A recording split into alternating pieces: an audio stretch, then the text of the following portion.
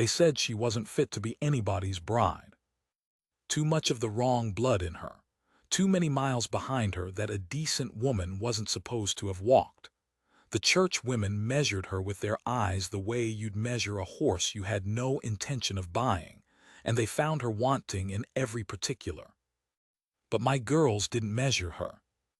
My girls had spent 2 winters saying the same prayer into the dark every single night, the one where they asked God, real quiet so I wouldn't hear it through the wall, to send them back a mother. Any mother. They weren't particular about the packaging. And the night that woman walked up out of the dust with a fever-sick child in her arms and knowledge in her hands that no doctor in that town could match, I watched my daughters look at her like the answer had finally come. The town saw a problem. My girls saw the mother they'd been praying for. This is the story of the year I had to decide which of them was right, and what it cost me to stop being a coward long enough to find out. The fever came up out of nowhere, the way the bad ones always do. Pearl was fine at supper. I want that written down plain, because later on I'd go back over that evening 100 times looking for the sign I'd missed, and there wasn't one. She ate her beans. She fought her sister over the last of the cornbread and lost, and she took the loss hard the way she took everything, jaw set, eyes wet, too proud to say she cared. That was Pearl. 7 years old and already carrying herself like a woman who'd been wronged by the world and was keeping a list. By midnight she was burning. I keep a ledger, always have. My wife used to laugh at me for it. Nettie, God rest her, she'd say a man who wrote down the weather every day of his life was a man who didn't trust the sky to keep its own accounts. Maybe she was right, but I had that ledger open on the table by lamplight, and the last entry I'd made before the world tilted was ordinary as dirt. June 14. Fair. Lost the brindle heifer's calf stillborn. Mended the north fence. Girls well. Girls well. I'd written it not 4 hours before I stood over Pearl's cot with my hand on her forehead, feeling the heat come off her like a stove. And I have never in my life wanted to reach back through time and scratch out 3 words the way I wanted to scratch those out. Her twin Della was already awake. Della woke when Pearl suffered, always had since before they could talk, like there was a string tied between the two of them that pulled taut whenever one of them hurt. She was sitting up in the dark with her knees under her chin, watching me with those big solemn eyes, and she said, "She's hot, Papa," in a voice that wasn't asking. It was telling. She already knew. "I know it, darlin'. Go on and light the other lamp." I did what you do. I stripped her down to her shift, and I wet a cloth in the water bucket and I laid it across her, and she moaned and thrashed and pushed it off, and I put it back, and she pushed it off again. Her lips were going dry and cracking. When I got a little water into her, she brought it right back up. I'd buried a wife 2 winters gone, buried her out of a fever that started just like this. Ordinary, nothing. She'll be right by morning. And I felt the whole black memory of it rise up in me like flood water coming over a low bank. I sent Della to the barn to wake the hand. I had one man that season, an old Mexican named Tomás who'd worked the place longer than I'd owned it, and he took one look at Pearl and crossed himself and said, "The doctor. Ride for the doctor." So I saddled the good horse and I rode. Now I'll tell you about that town, because you have to understand the town to understand the rest of it. Redemption, it was called. That was the actual name, and nobody in it ever once seemed to notice the joke. It sat in a bowl of red rock at the foot of the mountains, a main street and a church and a bank and a saloon that pretended to be a hotel, and the people in it had come out west to make something clean out of themselves, and had mostly succeeded in making something hard. They'd had trouble with the Apache, real trouble, years back.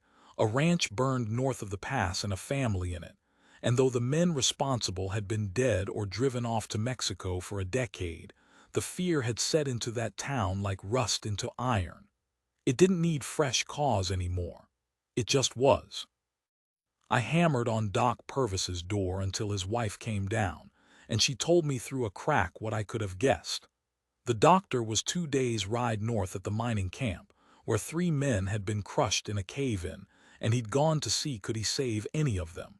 He wasn't expected back before Thursday. It was Sunday. I stood on that man's porch in the dark with my hat in my hands, and I felt something in me go very cold and very quiet, and the quiet was worse than the panic had been. I thought about my daughter's chest going up and down too fast. I thought about how Nettie had looked at the end, and how I'd promised her, holding her hand while it went cold, I'll keep them safe, don't you worry about a thing, and how a man's promises don't mean a damn against a fever. I rode home in the worst state of my life. And that's where she was. I didn't see her at first. I came up over the rise into my own yard with the sky just barely graying in the east, and Della was standing in the door of the house with the lamp behind her, and there was somebody kneeling by Pearl's cot that I'd never seen before. I came through that door with my hand on my pistol. I'm not proud of it, but I'll tell it true. A stranger over my sick child in the dark, I'd have shot a bear. Papa, no. Della got in front of me. 7 years old, and she got her whole body between me and the woman on the floor. She's helping. She come to help. The woman didn't so much as turn around.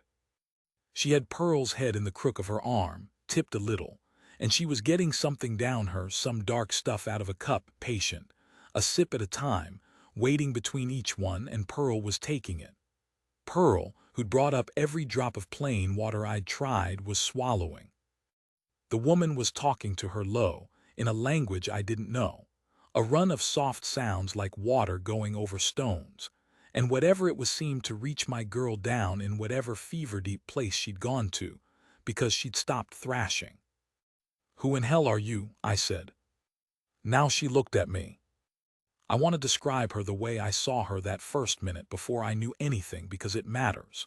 She was young, younger than me by a good deep than to it, with black hair and a single braid gone loose from her work, and a plain gray dress that had been mended more times than it had been new. There was a scar along the left side of her jaw, thin and old and white, the kind a knife leaves, and she was Apache. I saw that plain in the first instant, in her face and her coloring, and I felt the whole town's fear come up in me automatic, the way you flinch from a snake before your mind's even named it.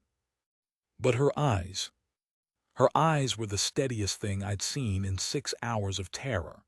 She looked at me holding a gun on her, over her own shoulder, without one flicker of fear or apology, and she said, in English as clear as mine, "Your daughter is going to live, but not if you make me stop." Then she turned back around and got another sip into Pearl, and paid me no more mind at all. I put the gun away. I don't know what else you'd have done. A man will make his peace with the devil himself if the devil's the only one holding water to his child's lips. She worked over Pearl the rest of that night and into the day. I learned things watching her that I've never forgotten. She'd sent Della out to the creek at some point before I got back, with Tamaz holding the lamp, and the child had come back with a fistful of some green stuff off the willows, and the woman had been boiling it. There was more of it steeping in cloth she laid against the soles of Pearl's feet and the backs of her knees. She had me hold my daughter up while she pressed her ear flat to the small back and listened to her breathe, her whole face gone still and inward, reading something in there the way I read weather in the west sky. "The sickness is in the chest," she said finally. "Not the belly, that is good. The belly kind kills faster." "You a doctor?" Something moved at the corner of her mouth, not a smile, the memory of where a smile would go. "No," she said. "I am a woman who has watched too many people die and paid attention." The fever broke a little before noon. I'd know that moment anywhere now for the rest of my life. Pearl had been rigid and hot and far away for hours, and then all at once she went soft, and the sweat came up on her all over in one flood, soaking the cot, and she opened her eyes clear, present mine, and looked up at the strange woman holding her and said, in a cracked little whisper, "Are you an angel?" And the woman said, "No, go back to sleep." But Pearl didn't. She reached up with one weak hand and got hold of a piece of that black braid where it had come loose, and she held on to it, the way a baby holds a finger, and she went asleep like that, holding onto a stranger's hair, and the woman let her. Sat there on the floor of my house, not moving so as not to wake her, though her arm must have been dead asleep and her back aching, and she let my daughter hold on to her while she slept. Della was watching from the doorway.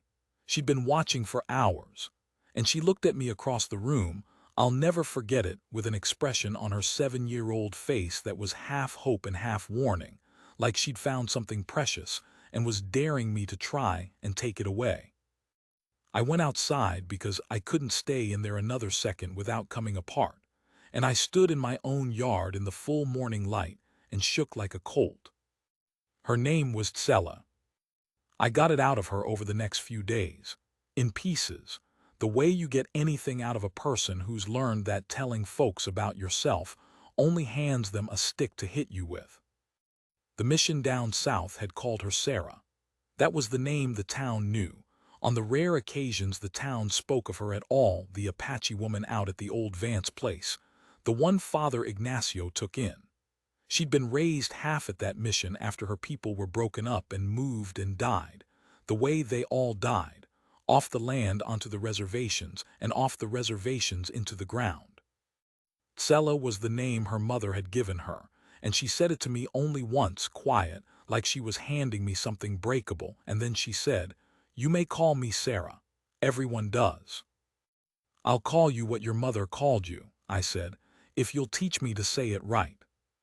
She looked at me a long moment when I said that, longer than the words seemed to warrant, and I understood dimly that a small kindness done to a person who's had almost none is a bigger thing than the same kindness done to a person who's had plenty. I'd handed her a cup of water without knowing she was dying of thirst. "Tsela," she said again, slow, and I said it back and got it wrong, and she corrected me.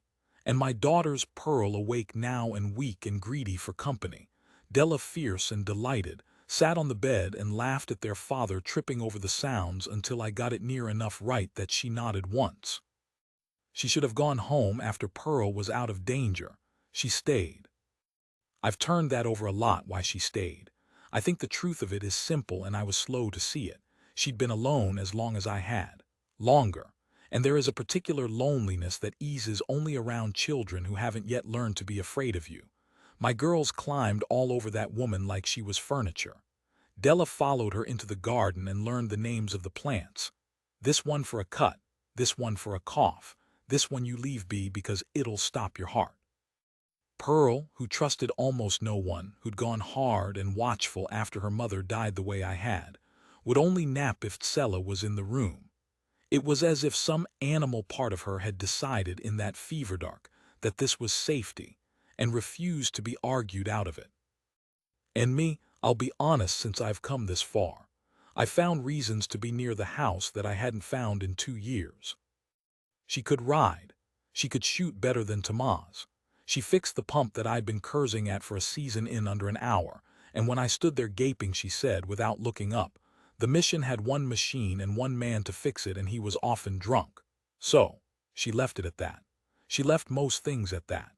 She was the least explaining person I ever knew, and after a lifetime of towns full of people who explained themselves at you constantly, it was like cool water. I wrote in my ledger those days things I'd never written before.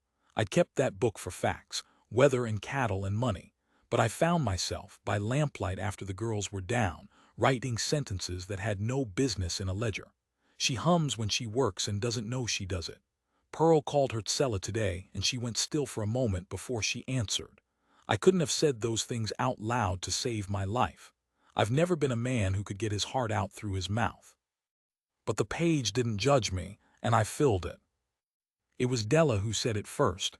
Of course it was Della. We were at supper. Tsela had cooked. Some Apache way with the rabbit that I'd never had before and have never had since as good. And it was easy and warm and lamplit, and my girls were laughing. And I looked up and caught Tsela looking at the three of us with an expression I couldn't read. And Della, who caught everything, put down her fork and said, very seriously to Tsela, "Will you be our mama?" The room went quiet. Pearl went absolutely still, staring at her plate, because Pearl wanted it just as bad and was too scared to have asked. And now her braver half had gone and asked, and there was no taking it back. Tsela set down her own fork. She looked at Della for a long moment and then at Pearl and then, only last, and only for a second, at me. And I sat there like a stump, like the coward I was, and said nothing, because everything I felt was down in the ledger and none of it was in my throat. "I'm not able to be that," Tsela said gently. "Why not?" Della's chin came up, fighting already. "Because," Tsela said, and here her voice changed, went flat and careful, the way a person's voice goes when they're reciting a thing that's been said to them so many times it's worn smooth. "The people in the town would not allow it. A man like your father does not marry a woman like me. It is not how the world is arranged, little one." "Papa doesn't care what the town says," Della announced, with the magnificent certainty of a child who has never once seen her father flinch from anything. And Tsela looked at me, waiting. And God forgive me, I looked at my plate. "I need to tell you what I did the next week, because it's the worst thing in this story and there's no getting around it. I rode into Redemption for supplies, and while I was there, the widow Hartley cornered me outside the mercantile. Mrs. Alma Hartley ran the church women the way a foreman runs a crew, and she'd had her eye on me as an eligible widower with a good ranch and 2 motherless girls for the better part of a year. She had a niece. She'd been circling me toward this niece for months. And she said, without any preamble at all, 'Silas Crane, it's being said you've got the Apache woman living out at your place.' The whole street seemed to lean in. I could have said, 'She saved my daughter's life.' I could have said, 'Her name is Tsela and she's worth 10 of anybody standing on this street.' I could have said any true thing. What I said was, 'She nursed Pearl through the fever. She'll be moving on. She'll be moving on.' I felt the words come out of me and I hated them while they were still in the air. But I said them because I was afraid of the banknote I carried. Afraid of what a town could do to a man it turned against, afraid, underneath all of it, of a thing so big and so unlikely that I couldn't even look straight at it. And Mrs. Hartley's face relaxed into satisfaction, and she patted my arm, and she said what I knew she'd say. "That's wise, a woman like that. Well, there's kinds of women a man doesn't bring into a Christian home is all, not fit for it. You've got those precious girls to think of." She lowered her voice, confiding, poisonous. "You know she was married before, in a manner of speaking.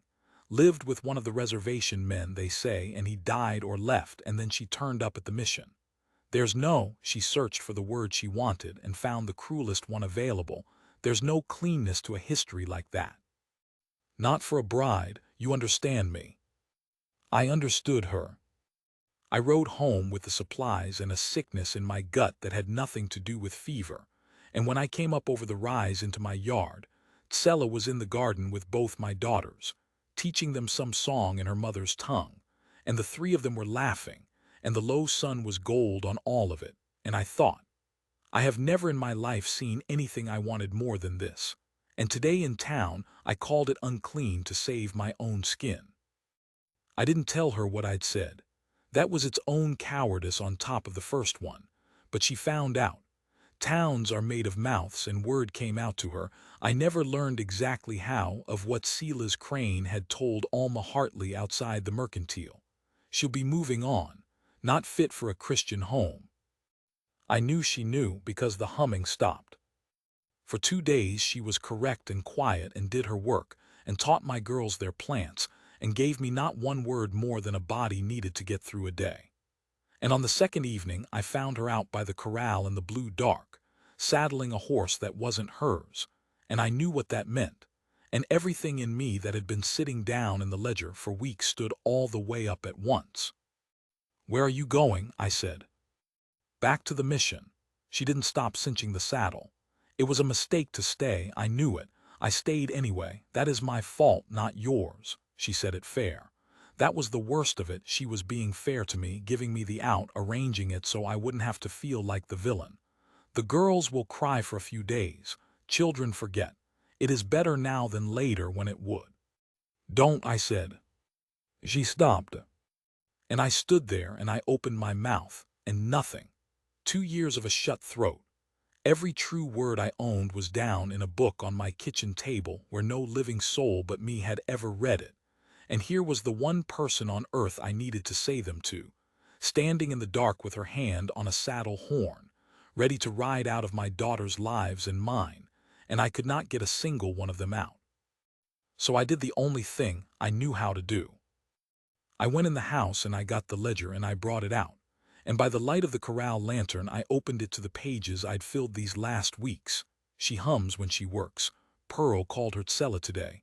I have not wanted the morning to come this bad since before Nettie died, and I held it out to her with both hands, shaking, an old cattle book full of a coward's whole hidden heart, and I said the only words that would come.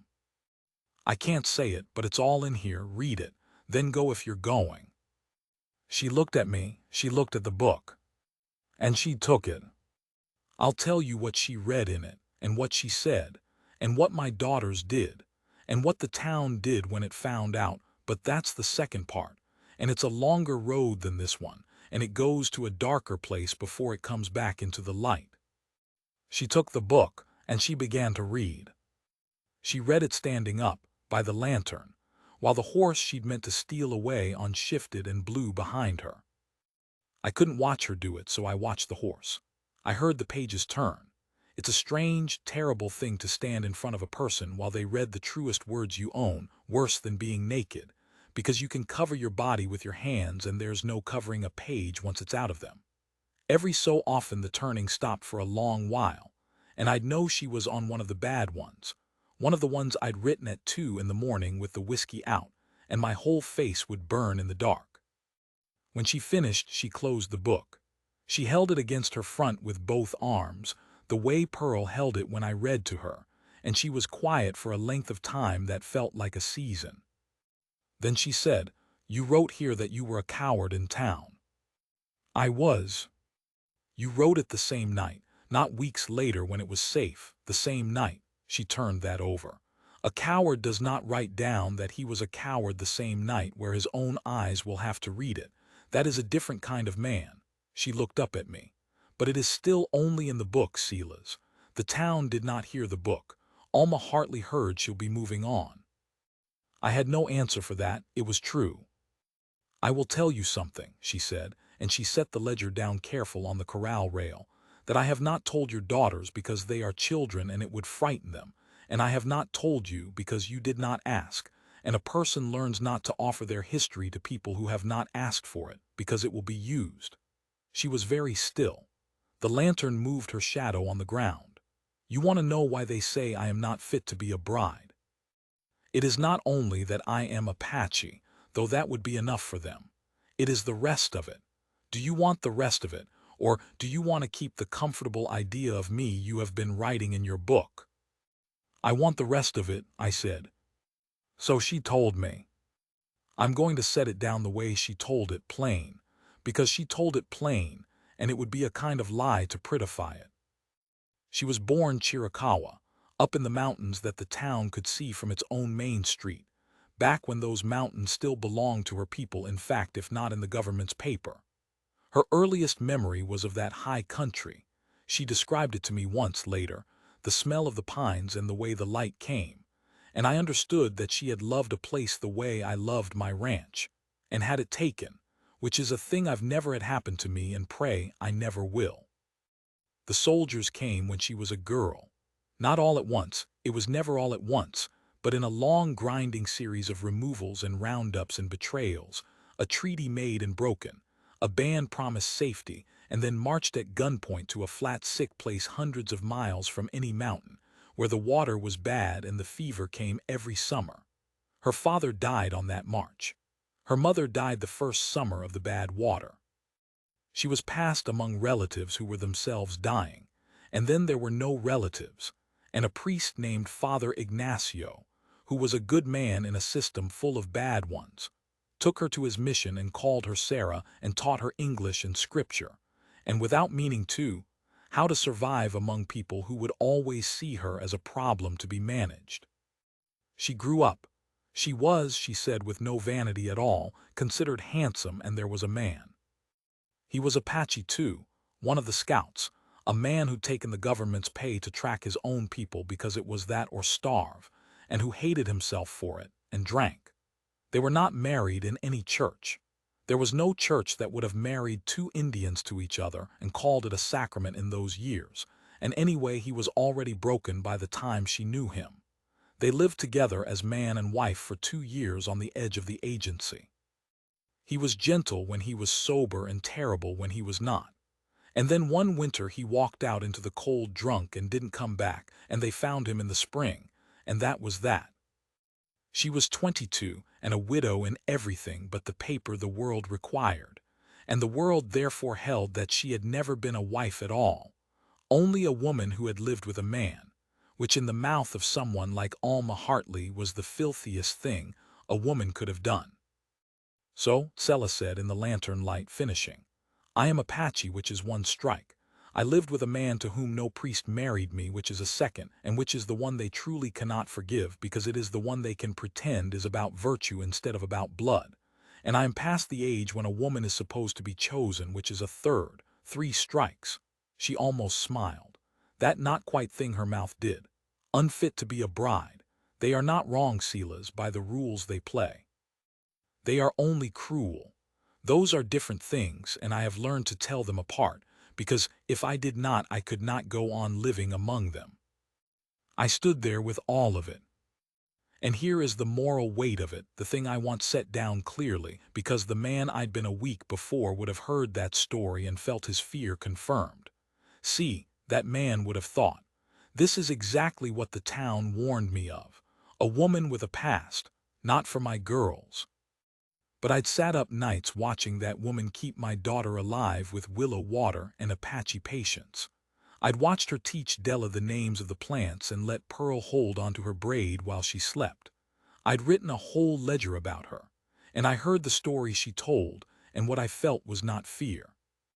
What I felt was fury, not at her, at the arrangement of the world she described so calmly, the machine of it, the way it had taken a girl off a mountain and killed everyone she loved, and then had the gall to stand in a Christian street and call her unclean.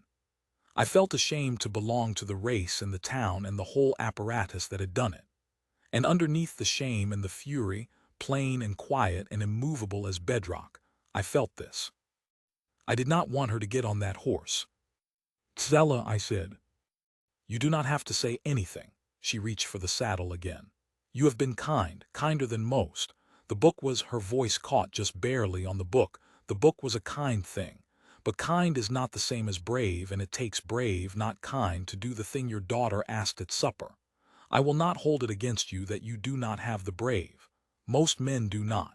It is a great deal to ask of a man to give up his whole standing for. Marry me, I said. The word brave was still in the air, and I put those two on top of it before I could think better, before the fear could shut my throat the way it always shut my throat. And once they were out, I couldn't believe I'd said them, and I couldn't have taken them back for anything on this earth. She went absolutely still. You do not mean that, she said. You are moved. It is night, and I told you a sad story, and you are a good man moved by a sad story. In the morning you will. I mean it in the morning too. I stepped closer. My heart was going like a run horse. I'll mean it every morning. I've been meaning it for weeks and writing it in a book because I'm a coward who can't get his heart through his mouth, and you're standing there about to ride off because of the one gutless thing I said in town. And I would rather, Tsela, I would rather stand in that street tomorrow and tell Alma Hartley and the preacher and the whole damned bank that I'm marrying you than watch you get on that horse. Say I can. Say it and I'll do it in the morning where the whole town can hear. She was crying. She didn't make a sound and she didn't move her face much, but the lantern caught the wet on it, and I understood that this was a woman who had trained herself over a lifetime to cry without being seen doing it, because being seen doing it had never once made anything better for her. You have not thought about what it will cost, she whispered. I've thought about what it costs to lose you. I'm done doing that math. The girls asked you at supper. You heard 'em. They've been praying for you before they ever knew your name. My own voice broke on that. Every night, Tsela, 2 years, I hear them through the wall. They pray for a mama and they think I don't hear it, and I lie in my bed and I can't give them one because I'm too broke down inside to try. And then you walk up out of the dust with Pearl dying in your arms and you're the answer. Do you understand me? You're the thing my children have been praying for. And I'll be damned if I let my own cowardice send the answer to my children's prayers off on a stole horse in the dark. The corral was quiet. The horse blew. Somewhere off in the dark, a night bird made its 2 low notes. And then the house door opened. 2 small figures in their nightshirts, who were supposed to be asleep, who had plainly been at the window the entire time the way children always are, came flying across the yard in their bare feet. And Della reached us first, but it was Pearl, my hard, watchful, wounded Pearl, who threw herself against Tsela's legs and wrapped both arms around her and said, muffled, fierce, into the gray dress, "Don't go, don't go. We prayed for you, we prayed for you." And Tsela went down on her knees in the dirt and gathered both of my daughters into her arms, and she pressed her face into their hair, and she wept out loud this time at last, unhidden. And over the top of their 2 heads she looked up at me, and she said the word. Yes. Just the one word. I have owned a good ranch and buried a good wife and raised 2 girls and lived a whole long life.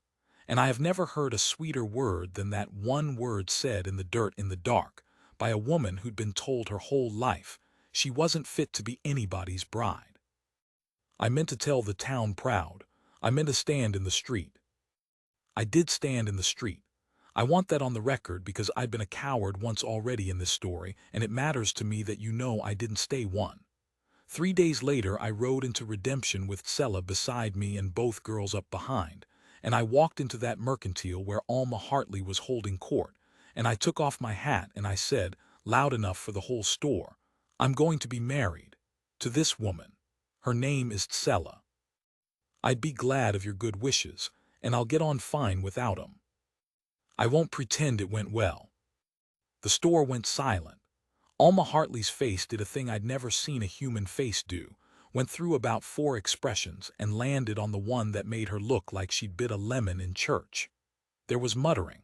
A man named Collie, who owed me money and had never liked owing it, said something under his breath about squaw men that I heard and chose, with my daughters present, not to make into a killing.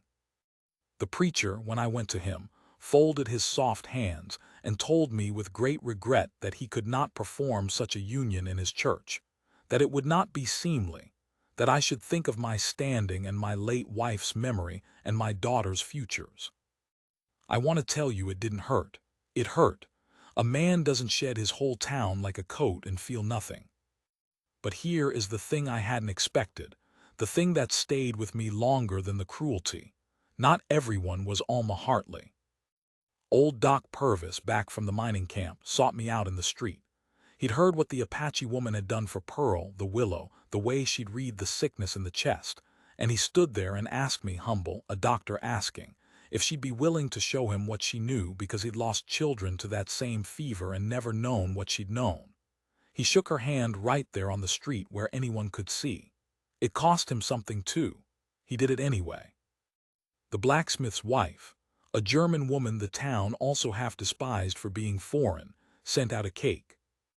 And Father Ignacio, Tsela's own Father Ignacio, an old man now, rode 2 days up from the mission when he got word, and he married us himself in my own yard, under the cottonwood, with Tamaz and Doc Purvis and the blacksmith's family and precious few others for witnesses, and my 2 girls throwing wildflowers they'd picked with their mother, who was their mother now, out in the garden that morning.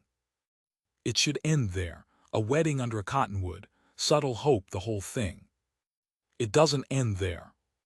Because 3 weeks after the wedding, in the dry heart of that summer, the collie boy, the son of the man who'd muttered squaw man in the mercantile, went missing off his family's place up near the pass. Wandered off, the way children do. And the town, which had a decade of old fear laid up in it like dry tinder, did not think a child has wandered off. The town, led by his father, thought Apache. And within a day, with the boy still gone, and the fear catching all through redemption like fire in dry grass. The story going mouth to mouth was not a child is lost. The story was that Silas Crane's Apache wife had something to do with it. I heard the riders coming up the road toward my ranch in the last light of evening, more than one horse, and I stood in my own doorway with my ledger still open on the table behind me and my wife and my daughters in the house at my back. And I understood that everything, the wedding, the hope, the whole fragile thing we'd built under the cottonwood, was about to be tested in a way I did not know if it would survive. That's the third part, and I'll tell you now so you don't spend it sick with dread. It does not end the way the town meant it to. But it does not end the way I meant it to, either. There were 6 of them, and Collie was at the front and he had a rope. I don't mean he meant to hang somebody, not right then, not in cold blood. I've thought about it a great deal, and I believe those men rode out in that first hour more scared than murderous. A father half out of his mind for a lost boy and 5 neighbors caught up in his fear. But a rope is a rope. Fear with a rope in its hand has done more killing in this country than hate ever has, and I knew it, standing in my door watching them come. Tsela came up behind me. I felt her there. I said low, not turning, "Get the girls in the back room and stay there." "No," she said. "Tsela, if I hide I am guilty. That is how they will read it." Her voice was perfectly calm. It was the calm of a person who had faced this exact machine her whole life and knew its workings better than I ever could. "I have to be seen, standing, not hiding. Trust me on this, Silas. This is the one thing in the world I know better than you." So we stood in the door together, and the 6 riders came into the yard, and Collie pulled up his horse and did not get down, and he said, "Where's your Apache?" "Right here," I said, "beside me, where I aim to keep her. What's this about Collie?" "My boy's gone." His voice cracked on boy. Up close I could see his hands shaking on the reins. Grief had hold of him, and it had turned, the way grief will in a frightened man, into something that needed somewhere to go. "Since noon, and folks are saying my wife stole your child." I kept my voice even. It was the hardest thing I've ever done. "You've known me 11 years, Collie. You think I married a child stealer. You think she's got your boy in my house. Go on and look. Look in every room. She'll hold the lamp for you." That rocked him. It rocked all of them a little. The offer to look, freely given, is not what a guilty man offers. But it was Tsela who ended it, and I want it set down exactly, because it was the bravest thing I ever saw a person do, and there wasn't a weapon in it. She stepped down off my porch, alone, toward 6 armed and frightened men and a rope, a small Apache woman in a mended gray dress, and she walked right up to Collie's horse, close enough to touch the stirrup, close enough that any one of them could have done anything, and she looked up at that shaking, grieving man and she said, "How old is your son?" Collie blinked. "What? How old? How tall? What was he wearing? Which way does he go when he plays? Does he go up toward the rocks or down toward the water? Children go one way or the other, always the same way their whole lives. Which way does yours go?" The questions came fast and level and practical, and they did a thing to that man's face. They cut clean through the fear and the story and the rope, straight down to the one thing underneath all of it, which was a father who wanted his son back. "You are wasting the light," Tsela said. "You have wasted an afternoon of it riding to my door. He has been gone since noon, and it will be full dark soon, and the nights are cold up by the pass, and you are here, looking at me instead of finding him. I can find him. I was tracking these mountains before your town had a name, but not from the end of a rope and not in the dark. So you decide right now what you came here for. Did you come to hang an Indian, or did you come to get your boy back? Because you cannot do both, and one of them is running out of time." I have never heard silence like the silence in my yard after she said that. "And Collie, I'll give him this. To the end of my days I'll give him this."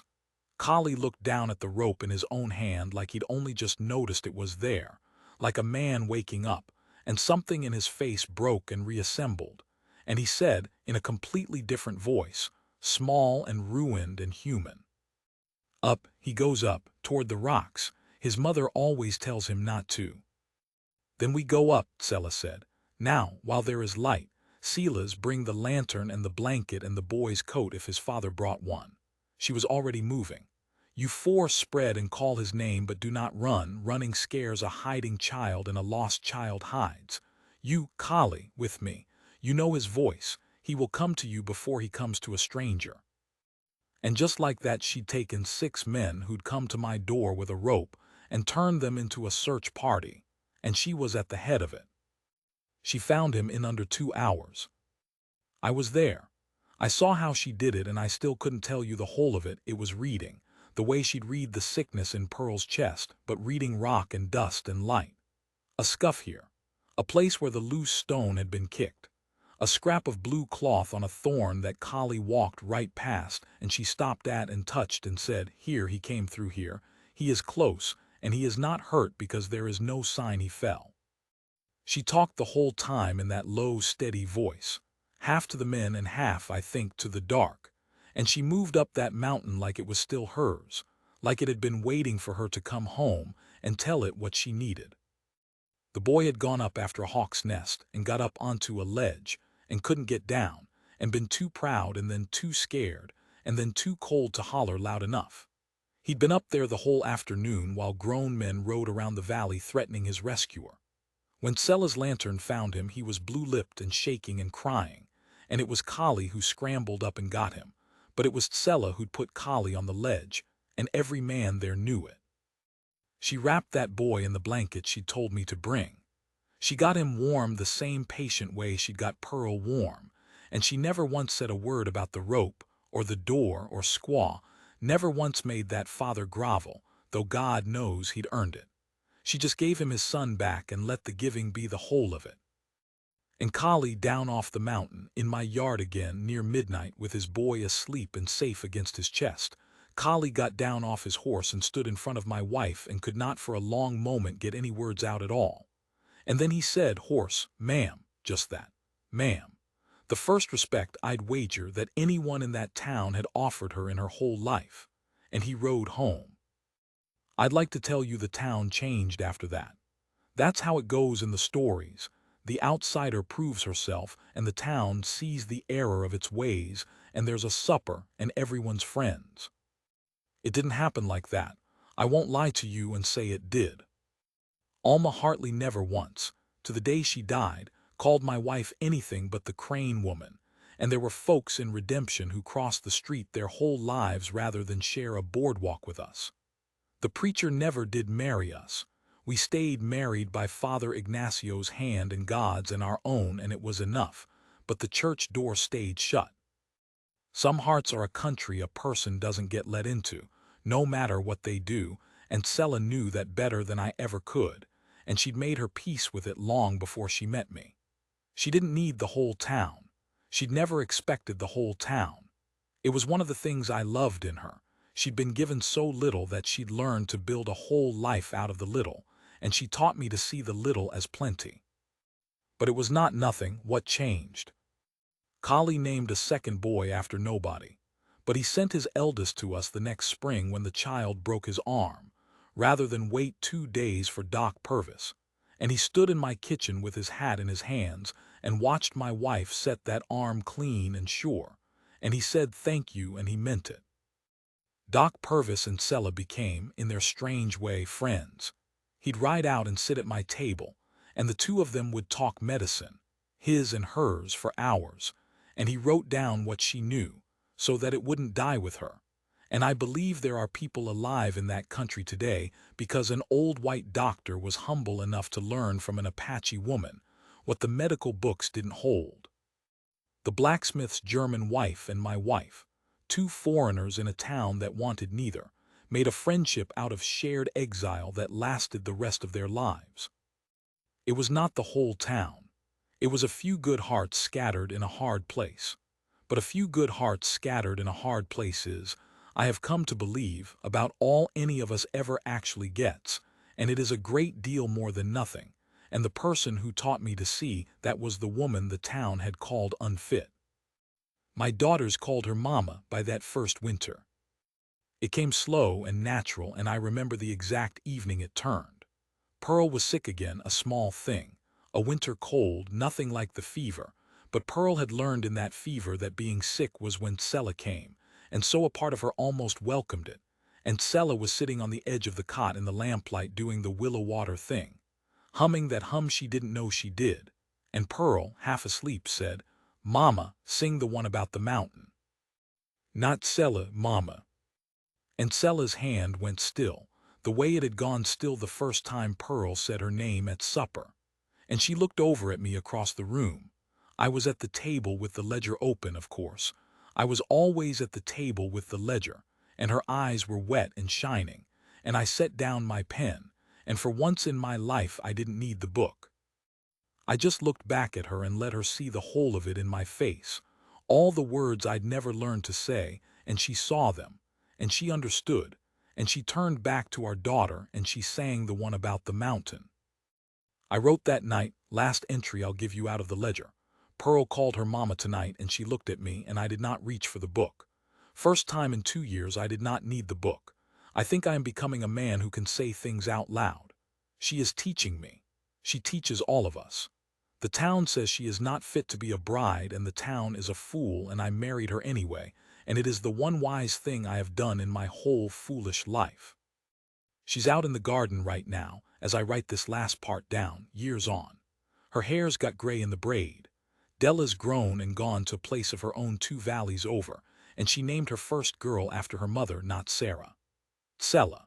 There's a little Tsela in this world now, running around a ranch 2 valleys over, and nobody there thinks the name is anything but beautiful, and that is a kind of victory that the Alma Hartleys of the world will never even know they lost. Pearl stayed.